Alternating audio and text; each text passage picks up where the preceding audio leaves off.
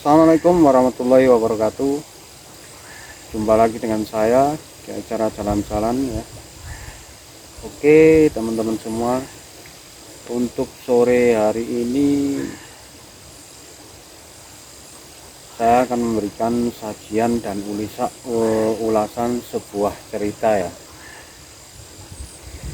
Cerita yang diambil dari sejarah dari seorang Mbah Alap-alap yang selalu bikin penasaran.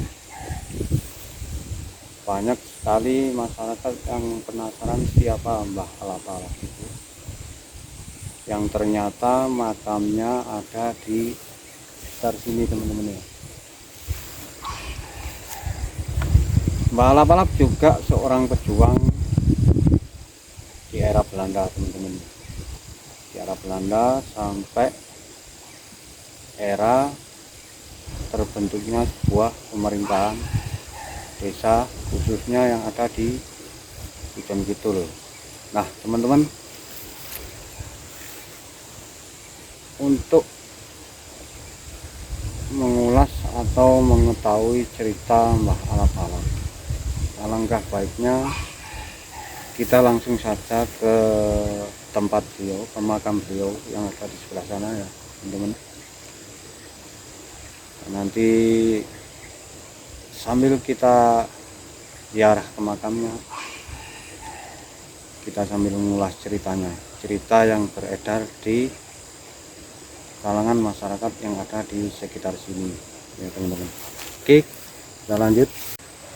Nah teman-teman, di bawah pohon yang besar dan rindang ini itu ada sebuah makam ya, dua makam yang dikenali, yaitu makam Mbah Alap-alap. Siapa sih sebenarnya Mbah Alap-alap? Nah ini nanti kita ulas ya sambil ziarah ke makamnya. Oke, sambil kita lihat indahnya tebing kanan kiri ya teman-teman. Nah sangat-sangat indah, pohon-pohon cemara. Nah ini jalan menuju makamnya teman-teman. Di sebelah sana itu adalah dam ya. Dam itu tepatnya kalau di desa tempat pembagian air antara dua desa ya teman-teman. Nah langsung aja kita sana, di sebelah sana itulah makam Mbah Alap-alap. Baik, kita sudah sampai di lokasi ya teman-teman. Untuk makamnya sendiri ada di sebelah sana ya. Ini adalah bangunan masyarakat setempat ya, yang dinamakan dam atau tempat pembagian air. Sangat sering teman-teman ya.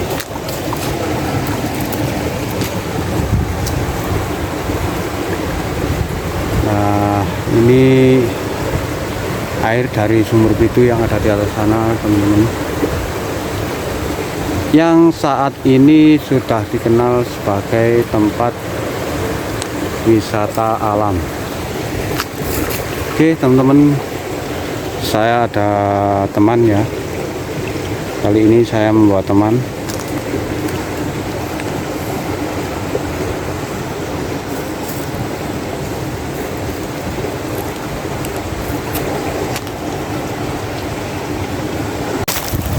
Nah teman-teman, kita menuju makam Mbah Alap-alap.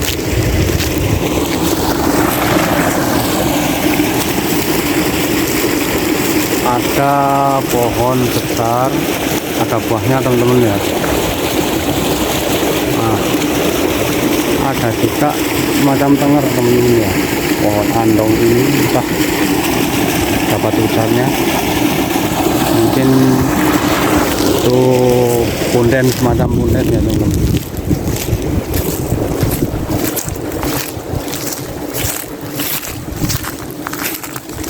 Nah di depan kita ini sekarang ada dua makam yang dikenal oleh masyarakat, yaitu makam Mbah Lap-Lap. Assalamualaikum, Amit Sewu.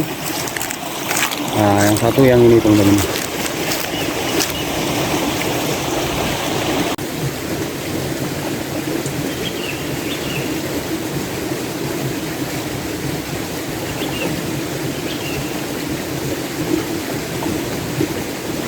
Nah teman-teman, kali ini kita ulas cerita ya, siapa sebenarnya Mbah Lap-Lap.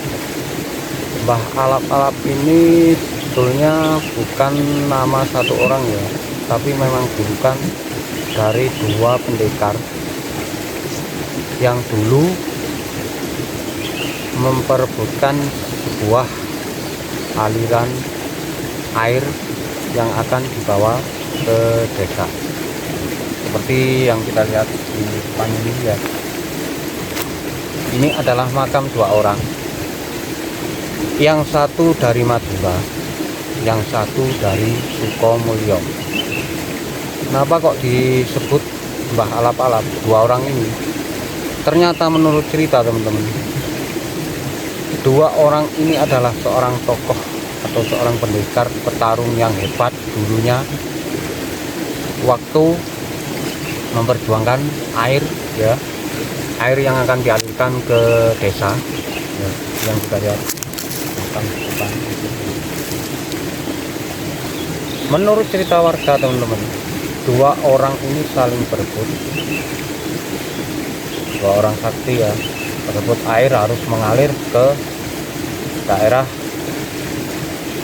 timur, yang satu meminta untuk daerah barat. Akhirnya mereka bertarung selama berhari-hari, tidak ada yang kalah karena memang keduanya adalah orang-orang yang sangat sakti sekali teman-teman ya. Nah, di pertarungan itu seorang yang dari Madura membawa cambuk sakti yang disitu dibuat untuk melawan salah satu seorang yang dari Sukomulyo, katakan saja Mbah Suko ya, namanya. Nah, setiap kali satu cambukan dari orang Madura ini, Mbah yang dari Madura itu selalu membentuk semacam aliran air. Setiap satu cambukan membentuk satu aliran air seperti yang kita lihat di depan ini ya teman-teman. Ternyata apa yang kita lihat di depan ini adalah hasil dari pertempuran dua orang ya teman-teman. Nah, cambuk yang dihantamkan oleh seorang mbah yang dari Madura itu, terbentuklah semacam jalan yang dibuat aliran sungai ini teman-teman. Ini adalah hasil dari cambuk beliau yang sangat sakti itu ya. Setiap kali dicambukan langsung untuk jalan untuk aliran sungai yang akhirnya terpecahlah menjadi dua bagian, yang satu ke daerah Sukomulyo, yang satu ke daerah Pujon Kidul, tepatnya berada di timur, Sukomulyo berada di barat teman-teman. Nah, ini makamnya. Setelah itu kebetulan teman saya teman-teman yang menemani saya sore hari ini,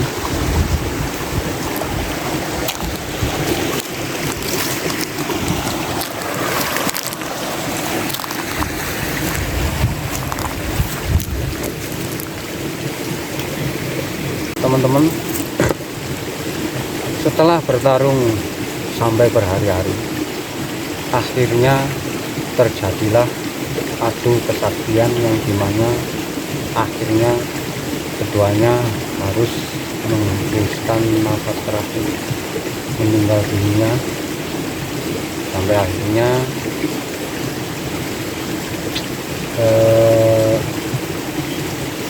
jasad beliau-beliaunya ini dimakamkan di sini sebagai pertanda bahwa mereka lah pejuang sejati yang membela masing-masing rakyatnya demi kelangsungan hidup, yaitu perebutan air, yang akhirnya dengan cambuk sakti itu terbelahlah menjadi dua bagian, yang satu ke daerah Sukomulyo, yang satu ke Pujon Kidul. Karena itulah teman-teman, dua makam ini disebut makam Mbah Alap-Alap.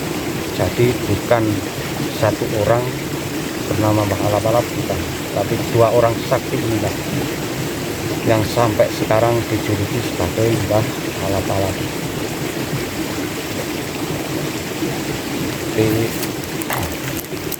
Yang kita lihat sekarang ini ya, inilah makam-makam beliau.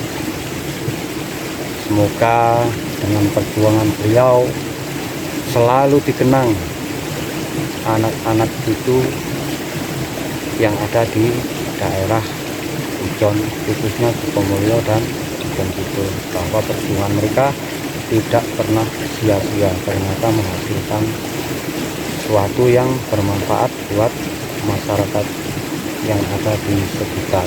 Nah, seperti itu cerita hari ini ya teman-teman, tentang Mbah Alap-Alap atau dua orang sakti yang sekarang dimakamkan di daerah ini ya.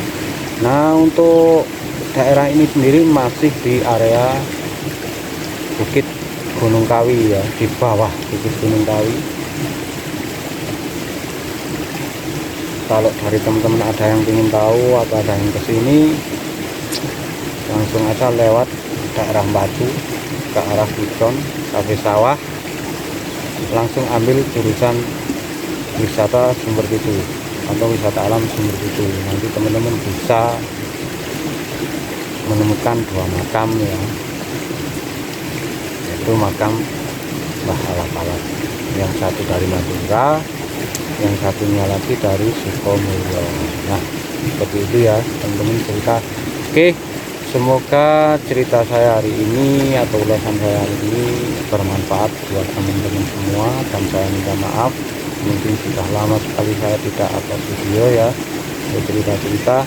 Tapi insya Allah nanti kita lanjut lagi dengan cerita-cerita yang penuh dengan sejarah atau cerita dari masyarakat yang ada di sekitar. Nah, oke, saya akhiri dulu perjumpaan kita hari ini. Semoga apa yang sudah saya kasih pada hari ini juga bermanfaat buat teman-teman semua. Saya akhiri, wassalamualaikum warahmatullahi wabarakatuh.